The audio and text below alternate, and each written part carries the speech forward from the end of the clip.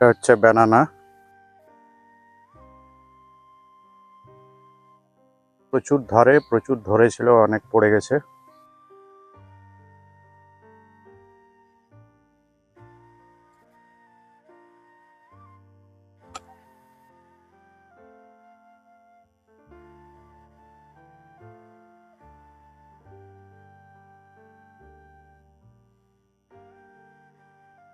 পুরো মানে কলার মতনই সেম।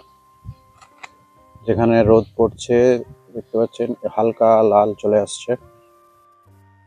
জনগণ এক সময় বিক্রি করেছে রেড ব্যানানা বলে, আলাদা দাম নিয়েছে। বিদেশি আম মানে জালিয়াতির জায়গা। পুরো হালকা হালকা লাল এসছে। দেখুন,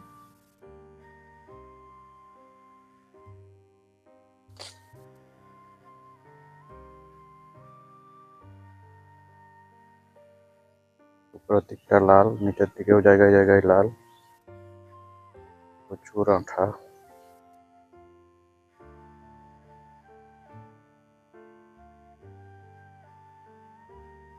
এখনই খাওয়া যাবে কিনা দেখছি আমি করে।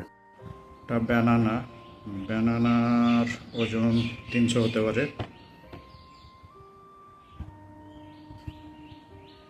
প্রায়, হ্যাঁ, 295, 295। এটা হচ্ছে গড় ওজন। ব্যানানা ম্যাঙ্গোর খুবই সুন্দর দেখতেই পাচ্ছেন, লাল হয়ে আছে। এটাই red banana, yellow banana, green banana বহু রকম ভাবে বিক্রি হয়েছে, জালিয়াতি হয়েছে, যে কারণে আমি আর বিলিতি আমের পেছনে দৌড়াই না।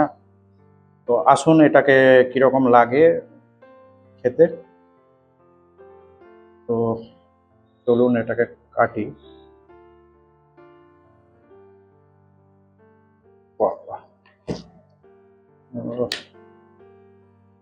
পুরো রস গড়িয়ে পড়ছে।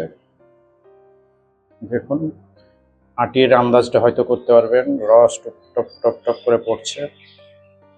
এই হচ্ছে এর কালার। আমি একটু কাছ থেকে এর কালারটা নেওয়ার চেষ্টা করছি। হলুদ, মাঝখানটা কমলা, আর আটিটা বেশ পাতলা, লম্বা কলার মতনই অনেকটা। তো এর যা নাম আছে সেই নিয়ে আপনারা অনেকেই জানেন, আমি আর নতুন করে কিছু বলছি না। আসল নাম কি, বাংলাদেশে ব্যানানা হয়ে গেছে। লোকজন মানে জনগণের সুবিধার্থে, ক্রেতাদের সুবিধার্থে এটা আপাতত ব্যানানা ম্যাঙ্গো। এবার আসুন দেখি এর টেস্ট কিরকম হয়। তো বেশ টাইট আছে, রস আছে কিন্তু তবুও টাইট আছে। আমটা খেতে খারাপ না। হারভেস্ট করার সেকেন্ড ডেতে খাচ্ছি।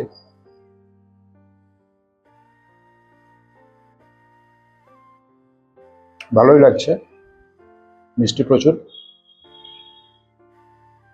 ফ্লেভার মিষ্টির দোকানের কিছু কিছু মিষ্টির যে ফ্লেভার সেরকম, অ্যারোমার কথাও ঠিক তাই।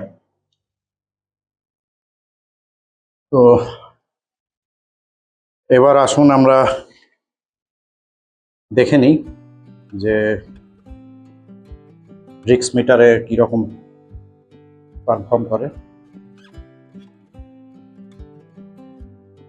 রস ভালোই আছে।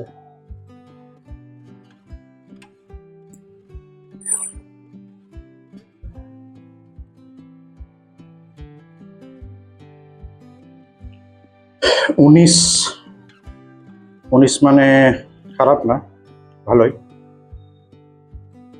তো আপনারা যারা ব্যানানা লাগাবেন ভাবছেন, অবশ্যই লাগান, ছাদ বাগানে তো আরামসে হবে। তবে যারা কমার্শিয়ালি করতে যান তাদের জন্য বলবো যে একটা জিনিস মাথায় রাখবেন, এর আকারের জন্যে কাস্টমার না ছিটকাতে পারে, কাস্টমারকে কনভিন্স করতে আরও কয়েক বছর সময় লাগবে। কিন্তু প্রোডাকশান নিয়ে কোনো কথা হবে না, প্রচুর প্রোডাকশান। শুধু এই সময়টাতে ফ্রুট ফ্লাই থেকে আপনাকে বাঁচাতে হবে, ফ্রুট ফ্লাইয়ের আক্রমণ হয়।